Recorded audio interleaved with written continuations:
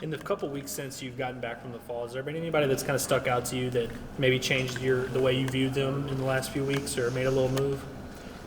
I don't really think anybody's like made me think, wow, this guy's a lot better than he was, or maybe the other way. I kind of saw or kind of seen so far what I saw in the fall, and positions, and maybe the order of pitching is for the most part what we thought, and that can all change. And first weekend's the first weekend.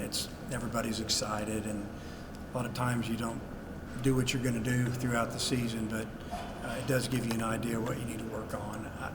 I don't know. I just feel like that our team's about had enough of practice, and then they're ready to go play somebody else. You got a good sense who Texas will start against you? Yeah, they'll start lefty, their best pitcher, I would think. I mean, He was in their rotation last year, and I think, I would think, I'm not coaching their team, but you'd think that they would go with the guy that has been there, and there might be somebody on their staff that's really good, but he hasn't pitched against a Division I team yet, or that type of environment. So I think that's our guess. But whoever they throw out there against us, we need to do a good job and get to the next guy. What's your take on this 10-run rule, this experimental deal? Yeah, it's not really experimental. I think it is what it is. We actually had we have a 10-run rule on like getaway day if there's an issue with travel. And now they put it in. So I guess the way I look at it, if I'm up 10 or I'm up 9, I'm going to try to score, try to save some pitching. If I'm getting it handed to me, if you get beat by 10, let's get ready for tomorrow and not waste any pitching. And just give some youngster a shot to go pitch in a conference game, and let's get out of here, get ready for tomorrow. I guess y'all have the option to have a runner on second extra innings. Is it safe to say you're probably not going to do that? No, I'm not agreeing to do that. I think so. They asked us to talk about that last year. We could have done it last year too, on getaway day, Sundays. Both coaches would have to agree on it. The way it works, the batter who hit, made the last out the inning before, goes to second base. We did it when I coached with Team USA when we were playing our national teams. And so then do you bunt or you just hit? There's a lot going on. You playing for one or you want to try to score more? Because I'll tell you this, you probably better score more. One's probably going to end up tied again because they're going to probably score. But I don't feel like, I'm not going to say, I want to do that. I want to play regular baseball. And knock on wood, I've never tied a game. How about that? Which is crazy because when you coach junior college ball for 5 years, you coach a Division I or Division II for a year, and then Division I, you're going to tie a game because somebody doesn't have lights or something crazy happens. We've never tied a game. So I think I would just choose 100% to let's just play regular baseball. Coach, you talked about the chemistry up there and all the new guys. Is it kind of surprising that they've been able to gel like they have, and what do you think has been the key to that? I think, first off, I just think that they kind of like each other, and it's just they're a bunch of good guys. And when we recruit kids that are older, junior college transfers, we really try to talk to their coaches and what's he like, is he selfish, just any question you can ask. And they were all like they really like their kids. And a lot of times coaches just tell you stuff to maybe because they want you to recruit their kid. But I think these coaches were pretty sincere, and it's really worked out. I think that you got all these new guys in, and they're living together. You got 4 in one room, a big 4-bedroom over here, and another one. And they're kind of in the same area because we had a little bit of an issue finding housing for guys this summer, helping them. A lot of these guys were out of town.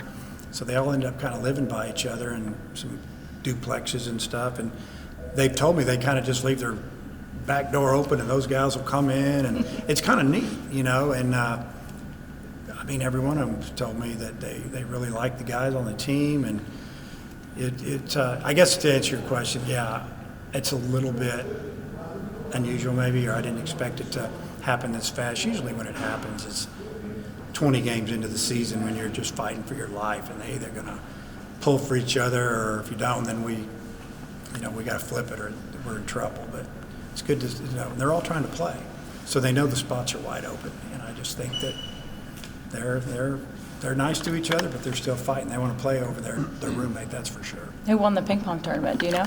Oh gosh, I kind of did know. Yeah, I think one of our shortstops is pretty good, and I don't know who it was, but I'll try to find out. Yeah, we go. I think you said Cooper Dossett was going to throw today. I think during the fall he said he might be a redshirt candidate. What have you seen from him so Yeah, far? well, he was a redshirt candidate in the fall because he was hurt, and he got hurt his senior year. Didn't pitch all the time either. He's a big, strong kid for his age. He's really strong in the weight room. He worked extremely hard, and he's thrown twice.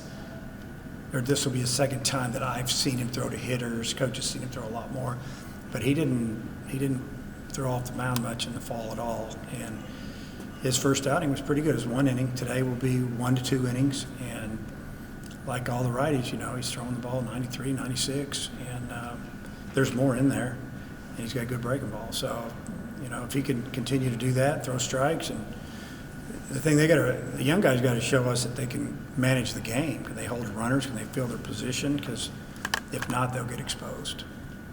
Coach, seems like it's been a tough go at it for Zach Morris since the fall. Just what have you seen from him? You must have been at the scrimmages. So, I know you were. So, yeah, it's been a little frustrating for him. He's like yesterday, he gets the leadoff hitter down 1-2, Josenberger, who has a knack for fighting off pitches. Next thing you know, it's 3-2 and he walks.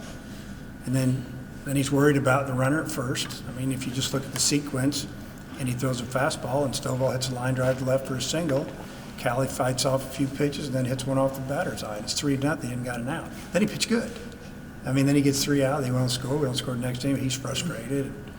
But, we still have a lot of confidence in him. Maybe he just needs to pitch against somebody with different color uniform on. And then last weekend we saw Brady Slavens at third for a couple innings. Yeah. Can you kind of talk about that? Did you see him at third yesterday for the last inning? He must have left. I didn't see him yesterday. Yeah, and the ball found him twice in 1 inning. It's good. He made the play. It's where he played junior college. Played there a lot. Not saying I'm going to play him there, but it's an option.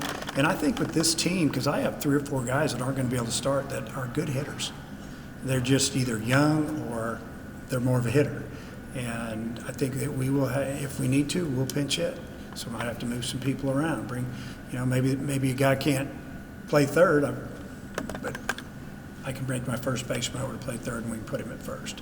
Things like that. We're just trying to think of things that could happen during a real game, and we don't want to be caught off guard or catch them off guard. So we've worked him over there. Like today, you're going to see one of our first basemen playing third on one of the teams that he's going to play there all day because I think he's pretty good over there. Bolton and Stovall weren't running yesterday. What's the update with them? So Stovall in pre-workout, we were working on fly ball pop-up communication, and it went great, by the way, because we've been outside to do it, really. He the wind pushed the ball back, and so he had to back up. He kind of twisted his ankle, just tweaked it. He rolled it right in front of me, and it was on the infield. And then Bolton, in the indoor on Friday, just kind of tweaked his hammy just a little bit. But he's okay. You saw he made some really nice plays in the field. We just don't want him sprinting right now, just until that thing calms down a little bit. I know Bolton's still, working kind of with that first unit, with the lineup, but Cole had a really good day yesterday. Just what's the latest you've seen between that battle at shortstop and how each guy is kind of handling it? Cole's gotten better, but Bolton's been the most consistent, and they're both going to get to play. Obviously Cole's going to bring a little more offense to the game, a little power potential there too. They both run about the same, so you got to play shortstop, or you got to play defense. You're playing short. That's the bottom line. I think you said Hagan threw on Friday when y'all were inside. How did that go for Real him? good. Yeah, Hunter Holland did too. He threw really good. So that's couple pretty good lefties right there. And Holland, we can use him for anything, as could Hagan, but probably get an opportunity to start those guys first weekend somehow. Anything else for Coach? All right, Zach.